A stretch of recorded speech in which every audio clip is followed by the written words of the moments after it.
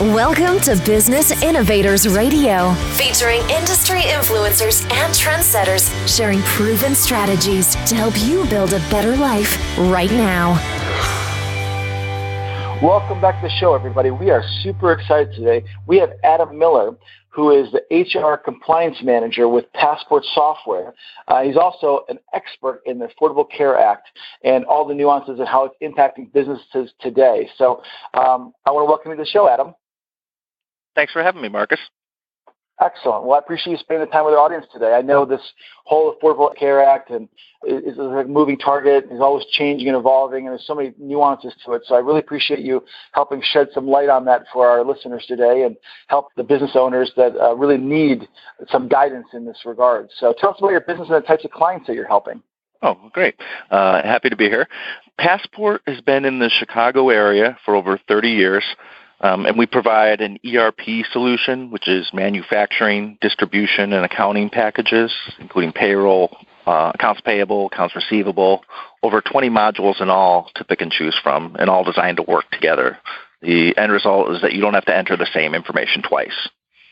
Our customers, we have from coast to coast and beyond, and they typically need more than a silo-modeled, off-the-shelf product. They want to use technology to their advantage, and these are basically companies that have outgrown QuickBooks.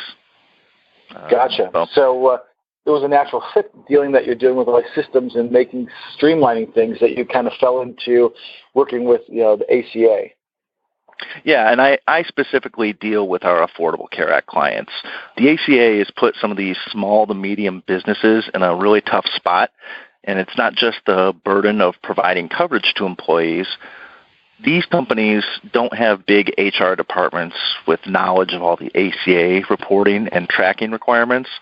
So to help them, I think we've come up with the most comprehensive ACA software that I'm aware of. And it starts with identifying employees who are full-time and, just as important, the way they're trending. And remember that the IRS definition of full-time is 30 hours a week, not the traditional 40. So we enable the user to keep track of all the fluid information throughout the year, employees adding coverage, statuses changing, contributions going up or down. I just want to add that I have no firsthand knowledge of anyone's insurance actually going down, but our software would handle that hypothetical situation. Oh, that's great. So tell me, Adam, what led you into this field? What got you started doing this? Oddly enough, after going to school for engineering, I was in bar and restaurant management for years. And I honestly loved dealing with the customers, giving people what they wanted, making them happy. But eventually the lifestyle, the late nights, the weekends got to me, and I decided I needed a change. So it wasn't easy switching careers. I'm sure you can imagine. I didn't meet all the search engine prerequisites and experience to just walk into a new career. But I got my foot in the door at TimeClick, who makes time clock software. And they're known for their outstanding customer service, which is right up my alley. And because of the relatively narrow scope of time clock software, it let me gradually improve my technical skills without trying to drink from a fire hose. So a year and a half after that, I transitioned to TimeClick's big brother, Passport Software, and began working with payroll. And this was before the Affordable Care Act was going into effect in 2015, but we recognized what was on the horizon for a lot of people and what a headache it could be. So Passport needed someone to become their ACA guru, figure out what the clients needed, figure out what the clients didn't know they needed, and be able to communicate with the programmers to put it all together. Plus, I was naive enough about government bureaucracy to volunteer. So didn't know what you were getting yourself into, did you? No, not exactly. But as it turned out, my curious nature, my engineering nerd background, and the customer service and communication skills made me a nice fit. And so I studied the ACA for months, mapped out all the requirements, info we had, info we needed, and mapped out how to get those things to the user in a way that was easy to understand. And now it's great. I get to talk with real-life entrepreneurs, business owners, business managers, and when someone calls, I know I have the answers for them. So it feels like the best part of a sales position, except I don't actually have to sell. That's awesome. And I can hear your passion for it. So you really do have a passion for this. Absolutely. There's something about when you're prepared for something, you have knowledge that not a lot of people have and they need, and you can get it to them. So, it's satisfying. I liked it. I always liked the customer service aspect and being able to use more of that the technical and the nerdy side definitely stimulates my brain a little bit more. So. Yeah, no, that's great. Whenever you have a passion for something, it speaks volumes, and it really makes a difference when you're dealing with, helping create solutions for businesses and clients and customers that are really searching for that. So that's great. I appreciate you sharing that. I'd love to ask you. I know there's so many pieces and moving pieces to the ACA and this whole Affordable Care Act. What would you say is one of the most common obstacles preventing your clients from dealing with it or being able to really embrace it or achieve the outcome that they're shooting for? I think with so many things, it's just knowledge. The Affordable Care Act is really a different animal. HR professionals weren't trained for this, accountants, lawyers. The ACA doesn't fit neatly into any of those areas, and it's not always intuitive. So, being that it is kind of convoluted, which, as we know, with the government, all things can be that way, how do you solve that? How do you help them to navigate that piece of the puzzle? Well, it starts, I guess one of the biggest misconceptions is that the ACA reporting is an accounting process when it's actually closer to a record-keeping process. Yes, there are accounting aspects of it, and the responsibility typically falls in the lap of an accountant or an HR administrator, but this is about having very specific legal knowledge, applying it to a staff with frequently changing circumstances, and recording all those details on a monthly basis. So it's not just offering Fred insurance in January and checking a box on a government form the next year. You really have to stay ahead of the process, make sure you're making those offers on time, tracking the information accurately, make sure you're in compliance with all the requirements. Absolutely. That makes a lot of sense. So what would you say is one of the biggest pitfalls that businesses may not be aware of? That they're not aware of, probably the common ownership issue. And that's where the law says if you own multiple businesses and an employee works for more than one, their hours must be combined for the purposes of identifying them as a full-time or part-time. And this is done to prevent splitting large companies into smaller ones or having Sally work 16 hours a week at one company and 16 at another. The common ownership rules make it clear that this employee is considered full-time by the IRS. So, yeah, you can't get around it. They've closed up all those loopholes. Gotcha. Do you have an example of how businesses common ownership kind of goes into it? It sounds like you had to deal with this issue multiple times.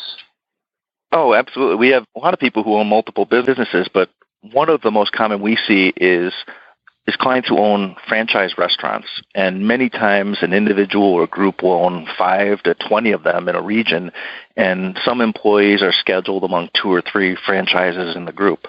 So monitoring the turnover and status of variable hour employees can be a challenge to begin with, and it's compounded in this industry where employees, trade shifts and you have turnover and everything else. So this is the point where counting on separate management staffs and using homemade spreadsheets or internal solutions to identify who just became full-time and needs an offer of coverage within 30 days simply doesn't cut it. The IRS penalties are just too severe to let it slip through the cracks. So you need something that can, talk to each other and consolidate everything. So our software has a level of integration that consolidates an employee's hours across multiple companies and is also intelligent enough to handle the complex reporting rules affected by common ownership. There's actually a bizarre case for reporting for these employees where the IRS wants you to submit separate 1095-C forms from each company, but for each month you only use the actual codes for the location where they worked the most that month, and all other locations essentially treat the employee as not employed for that month, and you repeat this for all 12 months of the year, going back and forth depending where they spent most of their time. So doing this by hand would be just awful, but our software nightmare. That's a paperwork. Yeah, that's a paperwork nightmare. You're playing hopscotch with it because you have to look every month to see where they work most of their hours, and then you report for them from that company, but not the others. But you still have to turn in a 1095-C for the others, but it says they didn't work there for that month. So, yeah, it makes you wonder what our lawmakers are doing sometimes. It does. It definitely makes you wonder. So it really sounds like, not only Passport software cover all these other aspects of business software and automation and kind of keeping things, the data flowing and, not duplicating effort and data entry and all that stuff. But you've now taken that one step further with the ACA and created a solution that navigates all the craziness and the pitfalls. And like you just had an example there, you got to bounce around between different forms and different locations based on a number of hours. I mean, talk about moving parts and moving variables. It's crazy. You put it all together in a package that manages it for them so that they don't have to have this crazy nightmare looming over them every single month to try to make sure that they don't get huge penalties and slapped by IRS and God knows what other things they got cooked up if you don't do it the right way. Yeah, absolutely. And, I know I think you're aware of I just did an article on the Part 2 codes for the 1095-C in talking about the common ownership consolidation. That's might be the most confusing, but it doesn't affect everybody. The Part 2 stuff affects everybody. So you definitely want to familiarize yourself or be aware of what all those codes and what those, even the contribution amount, which sounds like a straightforward thing, but in practice it really is a little misleading. So you want to make sure you're prepared to do that. So for our listeners that may not be familiar with Part 2, can you shed a little light on that since you just did an article on that? Yeah. Well, Part 2 is the real meat of the 1095-C form.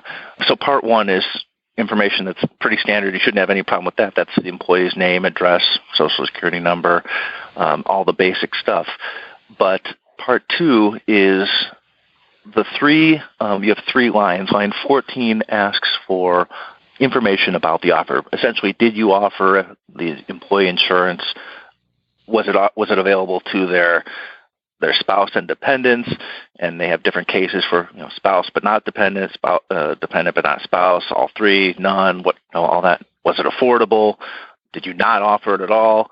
Then line 15 is the contribution amount, but that's a little bit tricky. They're asking for the employee's share of employee-only coverage that they could have gotten. So it's not what the employee actually enrolled in. It's not the full amount of the monthly premium. If just because you offered coverage to their employee and you just said that the line above, they're no longer concerned with the fact that you just offered coverage to their spouse and 6 dependents. They want to know what it would have cost them for the employee only. So that can be a little misleading and a real stumbling block for a lot of people. And then line 16, the final line in Part 2, asks you to basically describe what happened as a result of the line 14 action, the offer or non-offer, non-qualifying offer. So you would put, they weren't, if they weren't offered insurance, if you don't put anything or, that means you're probably going to get a penalty, but you could have a valid reason, like they're part-time or they're in a measurement period, what they call a limited non-assessment period, because they don't want to make the language clear for anybody, or, code 2C if they enrolled, or what they call safe harbors, meaning you're acknowledging that the offer was considered affordable, but that the employee did not enroll.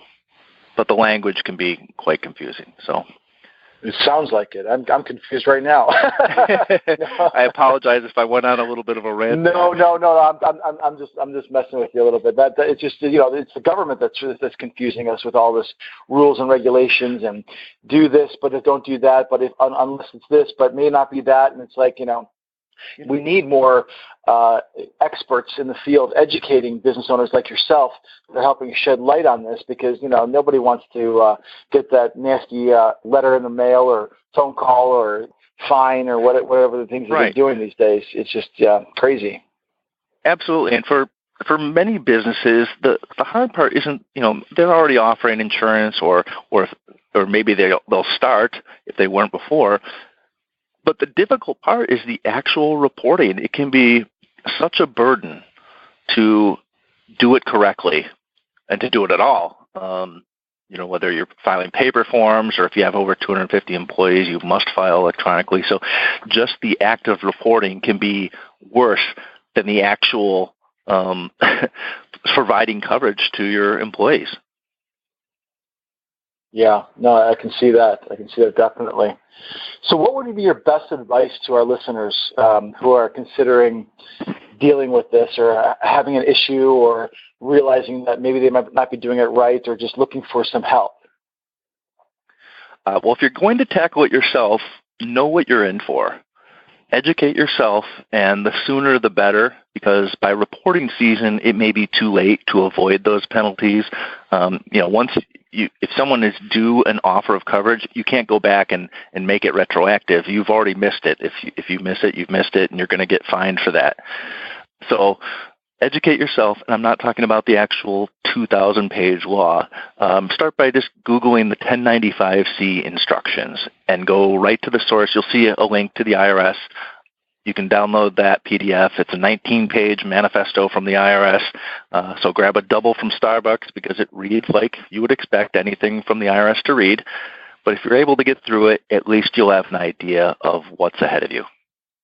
Great advice. If someone doesn't want to tackle it themselves, what's the first thing they should do if they're ready to reach out for some help? Well, if you do get overwhelmed, call a professional, an ACA specialist. So not an accountant, not a shrink, though you may need one of them too, but the ACA expert will know the questions to ask and the best course to take. So I think I just kind of mentioned, if you have 100 employees, every one of them full-time, and every one of them offered affordable coverage, that's a straightforward case. And even if you're completing all the 1095Cs by hand, it'll be time-consuming, but not really difficult. When you have to make full-time, part-time evaluations, that can exponentially complicate your task and increase your risk of penalty if you miss one of those full-time employees. And then when you get over 250 forms to file, again, you're required to submit electronically, and you categorically need some specialized software or service to get that done. There's no way you can, it's not like a web form or anything. It's an XML document that you have to upload to the IRS, and there's no way that, 99% of companies can prepare this on their own. So be aware that most of these options still lack the tracking and management that a lot of businesses need throughout the year, but at least that will get you a general approach. Great. That's perfect. That's excellent. That's exactly what I was looking for. Thank you. So how can our listeners find out more about how they can go about doing this, how they can reach out for help if they find that, what you've shared with them is helpful and that they want to consider looking at your software to simplify this? What's the first thing they should do? Okay, so if you found out if you're prepared to handle this in-house, and on top of what we've discussed, and we haven't even talked about things like the Social Security number validation or filing corrections, and I didn't get into our full-service option where we administer everything to you, but we do have the software, as we've talked about already. So without a doubt, the best option is talking to a real person. So the number here at Passport is 847-729-7900. Ask for me, and I can help you figure out your best option. If you are ready to take the leap and have pricing or sales type questions, we'll connect you to Marty. If you really hit it off, she'll send you pics of her grandson. And if you don't have a phone, I do periodic Passport webinars, which are always free, or you can email me at amiller@passport.com. That's passport with a hyphen, pass-port.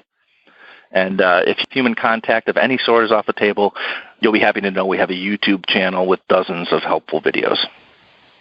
That's great. So it sounds like you have a lot of resources that our listeners can tap into to really educate themselves and feel comfortable knowing that they're moving in the right direction, as well as having that expert assistance to be able to go out there and make that happen. Yeah, if they want to call me, I'm happy to talk with them and put them on the right track. I'll ask a few questions about their business, making sure that they know what they're going to need to do. That's great. That's fantastic. Well, I appreciate you spending the time with us here today, and really shared a lot of golden nuggets, a lot of very, very detailed and useful information that I think can help a lot of our business owners and listeners out there that are having these challenges and wondering, am I doing this right? Do I need to be, doing this differently? And giving them rock solid solutions to help them do that. So I really appreciate you being with us today, Adam, and I appreciate it, and I'm sure we'll be talking again soon. Marcus, it was my pleasure. Thanks for having me. And I really hope people learned a little bit and are at least a little less worried about what's ahead of them. Absolutely. Well, you're very welcome. So, Adam, you have a great day. Well, there you have it, folks. For this edition of the show, we'll see you next time on The Inside Track. Thanks for listening to Business Innovators Radio. To hear all episodes featuring leading industry influencers and trendsetters, visit us online at businessinnovatorsradio.com today.